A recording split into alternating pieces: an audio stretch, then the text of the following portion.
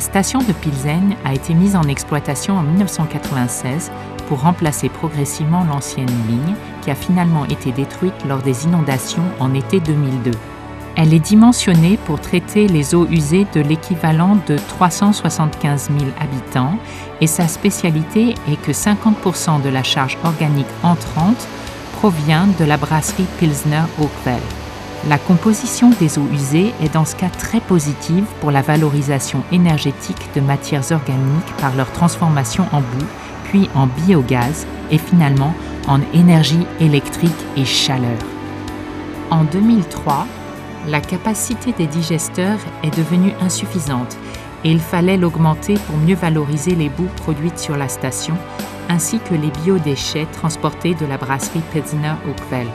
La construction de nouveaux digesteurs représentant un investissement trop élevé, l'exploitant de la station, la société Vodárna Pilsen, a donc décidé d'augmenter cette capacité par la transformation de la digestion mésophile en digestion thermophile.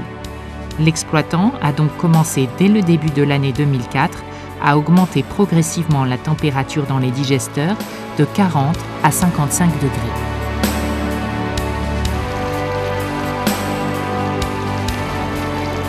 Nous nous retrouvons devant les digesteurs thermophiles.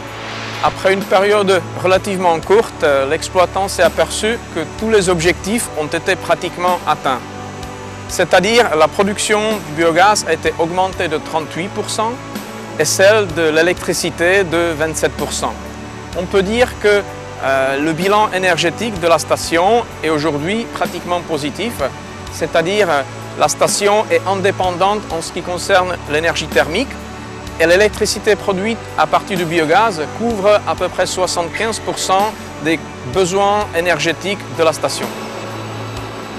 Étant donné le prix avantageux de la vente de l'électricité produite à partir du biogaz, l'exploitant a changé sa stratégie énergétique.